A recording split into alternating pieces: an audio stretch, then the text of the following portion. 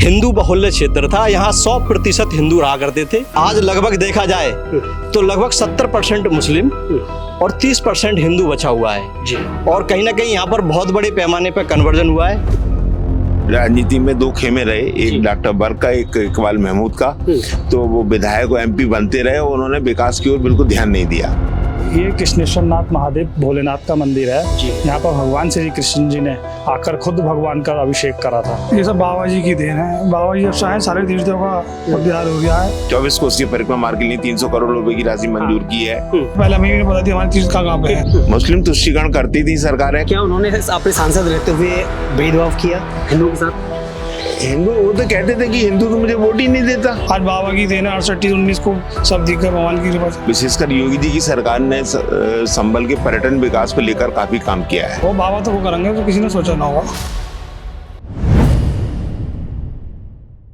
नमस्कार, मैं हूं कशम मलान और आप देख रहे हैं ऑप इंडिया।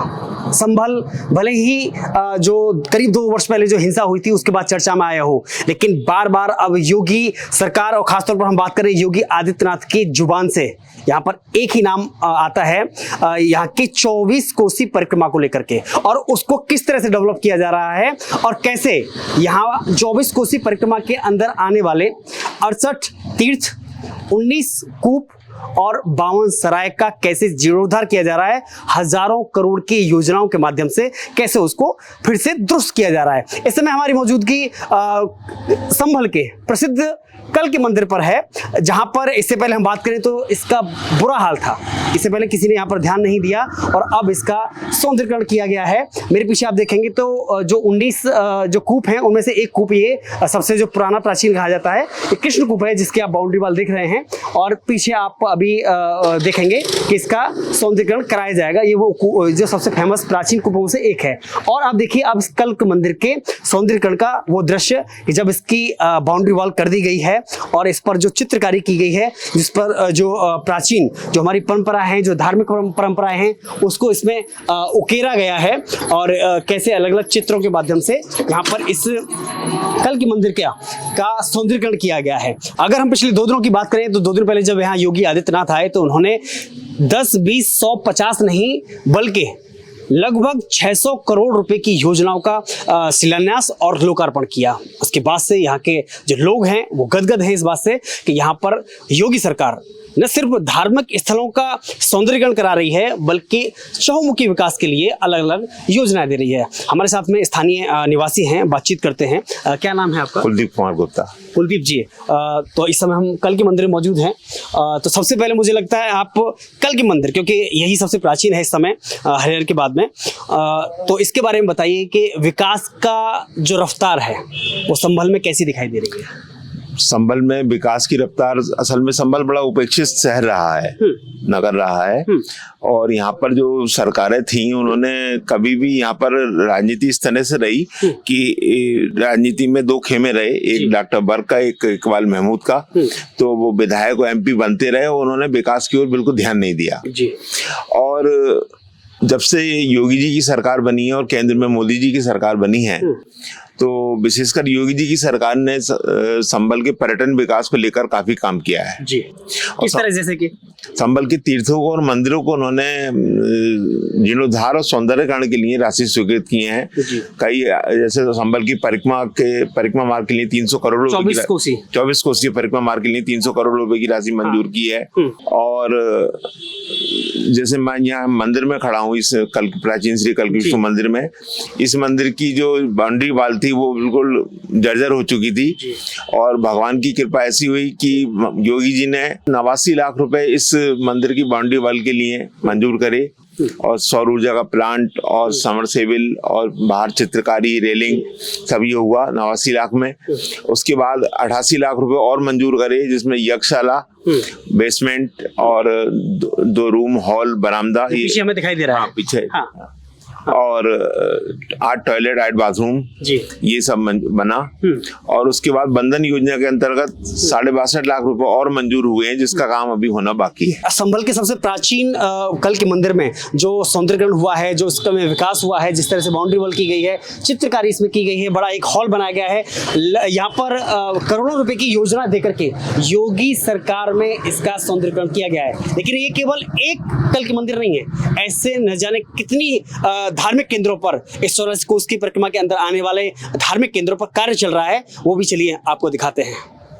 तो अभी हम संभल के कल के मंदिर के बाद में अब हम पहुंचे हैं प्राचीन मंदिर मनोरमा मंदिर पर पहुंचे हैं। आप मेरे पीछे देखेंगे तो यह वो दूसरा बड़ा केंद्र है जो कि संभल का प्राचीन मंदिरों में से एक माना जाता है। और इसका इतिहास बड़ा दिलचस्प बताते हैं कि इसका जो इतिहास है वो आला उदल से जुड़ा हुआ है। और आप अगर मेरे पीछे देखें तो यहाँ पर योगी सरकार ने, जो मैं बता रहा था 24 कोस की परिक्रमा में के अंदर ये आता है धार्मिक स्थल, और यहाँ पर सौंदर्यीकरण का काम चल रहा है। आप देखेंगे पीछे सीढ़ियाँ पर निर्माण का काम चल रहा है, अंदर जो प्लास्टर का काम चल रहा है, नीचे आप देखेंगे उधर भी सीढ़ियों का काम चल रहा है, और इधर जो शौचालय, जो स्वच्छ शौचालय का निर्माण चल रहा है। तो ये वो दूसरी जगह है जहां हम आपको लेकर के आए हैं संभल के मनोरमा मंदिर पर, जो कि बड़ा ही धार्मिक और बड़ा प्राचीन केंद्र माना जाता है। क्या नाम है आपका? मेरा नाम है वेद प्रकाश आर्य। तो इस जो मनोकामना मंदिर है इसका क्या इतिहास है और क्या मान्यता है इसकी? इसका भी इतिहास लगभग सैकड़ों वर्ष पुराना है जी। और यहाँ की मान्यता ऐसी है कि ये उस समय बनाए गए थे जहाँ उस समय जब यहाँ पृथ्वीराज चौहान का जो है शासन हुआ करता था जी। और आला उदल जो है महोबा जिले से आकर यहाँ कुश्तियों का प्रदर्शन करते थे और अपनी शक्ति का प्रदर्शन करते थे और अपना शौर्य दिखाते थे। तो ये जो क्षेत्र है एक तरीके से ये हिंदू बहुल्य क्षेत्र था, यहाँ 100% हिंदू रहा करते थे। लेकिन आज यहाँ ऐसी स्थिति हो चुकी है कि यहाँ पर आज लगभग देखा जाए तो लगभग 70% मुस्लिम और 30% हिंदू बचा हुआ है जी। और कहीं ना कहीं यहाँ पर बहुत बड़े पैमाने पर कन्वर्जन हुआ है। मुस्लिम तुष्टीकरण करती थी सरकारें, कांग्रेस की सरकार रही हो या समाजवादी पार्टी की सरकार रही हो या बहुजन समाज पार्टी, उनका किसी वर्ग को तुष्टीकरण करने का लक्ष्य रहता था और भावनात्मक मुद्दे उठाते थे जिससे यहाँ पर विकास का कोई प्रश्न न उठा सके। जब भावनात्मक मुद्दे उठते हैं तो विकास की बात कोई नहीं करता, तो इसलिए विकास एक उपेक्षित रह गया संभल का। वर्ग तो बहुत लंबे समय सांसद रहे। हाँ, वो सांसद रहे, विधायक रहे, मंत्री रहे, लेकिन उन्होंने कुछ नहीं किया। क्या उन्होंने अपने सांसद रहते हुए भेदभाव किया हिंदुओं के साथ? हिंदू, वो तो कहते थे कि हिंदू तो मुझे वोट ही नहीं देता। कोई उनके पास जाता था तो उनका तुमने मुझे वोट तो दिया नहीं है, तो बड़े एहसान के साथ वो काम करते थे। अगर किसी का व्यक्तिगत काम करा भी तो बड़े एहसान के साथ कि तुमने तो मुझे वोट नहीं दिया। धार्मिक केंद्रों के सौंदर्यीकरण की इस कड़ी में हम संभल के अब तीसरे केंद्र यम तीर्थ पर हम पहुंचे हैं। मेरे पीछे आप देखिए कि एकदम शानदार इस यम तीर्थ का जो केंद्र बनाया गया है, इसका एक शानदार गेट बनाया गया है, बाउंड्री की गई है। गेट का दरवाजा, मुख्य दरवाजा जो है वो बंद है, लेकिन फिर भी अंदर से हम आपको जो दिखाई दे सकता है कैमरे की नजर से, वो हम आपको दिखाई देते हैं कि एक बड़ा सा पार्क है, बीच में एक कुंड आपको दिखाई दे रहा होगा जो कि नया जल्दी में ही दिखाई दे रहा है कि नया बना है, और सामने एक खूबसूरत छोटा सा मंदिर बना है, लेकिन इसमें अभी कोई मूर्ति नहीं है। अब एक बार बातचीत करते हैं कि यहाँ इससे पहले इसके हालात क्या थे और अब क्योंकि हम देख रहे हैं जैसा कि इसका एक नया सौंदर्यीकरण हुआ है पिछले कुछ वर्षों में, और जो मैं बार बार जो कह रहा हूँ कि 24 कोसी परिक्रमा के अंदर यह भी आता है कुछ बात करने के लिए शायद। क्या नाम है आपका? भोजराज जी। भोजराज, हाँ। यहीं से निवासी हैं आप? हाँ। तो जरा बताइए ये कितने साल पहले हुआ ये सब? ये 2-3 साल हो गए इसको काम करते हुए, ऐसे 3 साल से 3 या 4 साल हो गए। तो इससे पहले क्या हालात थे यहाँ के? ऐसा हालात था, ये देखो ये घास दिख रही है ना, हाँ। ये ऐसे ही गंदगी थी यहाँ पे। अच्छा, ऐसे ही तालाब था, दिखा दीजिए पीछे जैसा कचरा है, ऐसे ही था सब में। वहाँ पे था, हाँ। ये था, ऐसी घास थी इसमें, चारों तरफ गंदगी थी, तालाब था इसकी, फिर शहरों का घरों का पानी आता था गंदा। ये तालाब था ना, ये आसपास के मकानों का पानी आता था, फिर ये सरकार ने बनवाया है, जब से अच्छा लग गया। अब बढ़िया हो गया है। अब बढ़िया हो गया। तो ये धार्मिक केंद्र में शामिल है। हाँ, बहुत पुराना। क्या मान्यता है इसकी? संभल में जब ये परिक्रमा चालू होती है ना, फेरी जो चालू होती है संभल में, सबसे पहले यहाँ की फेरी 24 कोसी परिक्रमा? हाँ, नहीं फेरी लगती है, फेरी संभल में सब तीर्थों पे फेरी लगती है। अच्छा, तो सबसे पहली फेरी यहीं पे स्टार्ट होती है। है। हाँ, भैया दूज का दिन आता है, उस दिन तीर्थ पे इस पे मेला लगता है। मेला लगता है, हाँ पहले से ही लगता है। ये मान्यता है। हाँ मान्यता। तो अब हम पहुंचे संभल के कृष्णेश्वर नाथ महादेव यानी सूर्य कुंड तीर्थ क्षेत्र है, यहाँ पर हम पहुंचे हैं और यहाँ हम आपको दिखाएंगे कि आखिर इस मंदिर का क्या महत्व है और किस तरह से यहाँ पर एक जो विकास कार्य किए गए हैं पिछले समय में। हमने जैसा कि आप देखेंगे तो यहाँ पे एक बड़ा शानदार जो प्रसिद्ध प्राचीन एक कुंड है यहाँ पर, और जहाँ एक पेंटिंग की गई है और आसपास में एक बड़ा जो शुरुआत में एंट्री के लिए, एग्जिट के लिए बड़ा एक गेट, भव्य गेट है और बड़ा ही सुंदर भव्य ये कैंपस है। मैं आपको अंदर लिए चलता हूँ, कोशिश करेंगे यहाँ के जो महंत हैं उनसे बातचीत करने की और समझने की कि आखिर यहाँ के इस मंदिर का क्या महत्व है और क्या वो है। आइए, क्या नाम है आपका? नितिन शर्मा। तो अभी जिस हिसाब से 24 कोसी परिक्रमा के बीच में जितने भी तीर्थ स्थल हैं सभी का सौंदर्यीकरण कराया जा रहा है, तो इस जो सूर्यकुंड तीर्थ है यहाँ पर क्या क्या अभी होना बाकी है? सूर्यकुंड तीर्थ के लिए जो है पर्यटन विभाग की तरफ से पैसा जारी हो चुका है, नक्शा आना रह गया है, जिसके जब नक्शा आएगा तो महार जो मंदिर का कैंपस है उसमें हॉल बनेंगे, बाथरूम्स बनेंगे और जो आपको अभी दिख रहा था तालाब जी, इसके चारों तरफ आपका बीच में सरोवर रहेगा और चारों तरफ टहलने के लिए बहुत सुंदर पार्क बनेगा और बच्चों को जैसे सरोवर में नाव वगैरह भी डाली जाएंगी, इससे मंदिर की खूबसूरती बढ़ सके। लेकिन हम देख रहे हैं कि जब से योगी सरकार आई है लगातार संभल पर निगाहें टिकी हुई है स्वयं योगी जी की। जी बिल्कुल, योगी जी की स्वयं निगाहें। अभी योगी जी पीछे आए भी थे तो 24 कोसी परिक्रमा मार्ग के लिए उन्होंने काफी पैसा रिलीज करा है जी, और जिस पर बहुत जल्दी कार्य भी शुरू होने वाला है। कार्य शुरू होने जी बिल्कुल। थोड़ा सा मंदिर के बारे में अगर बताएं तो इस मंदिर का इतिहास क्या है और क्या मान्यता है? ये कृष्णेश्वर नाथ महादेव भोलेनाथ का मंदिर है जी। यहाँ पर भगवान श्री कृष्ण जी ने आकर खुद भगवान का अभिषेक करा था और बताते हैं कि हमारे पूर्वज जो ये पीपल का पेड़ है यहाँ पे आज भी ब्रह्मा जी विराजमान है जो काफी वर्षों से तपस्या कर रहे हैं। ये इसका प्राचीन इतिहास है जो कि कहा जाता है। आप भी स्थानीय हैं? हाँ प्लीज आपसे भी बात कर सकते हैं।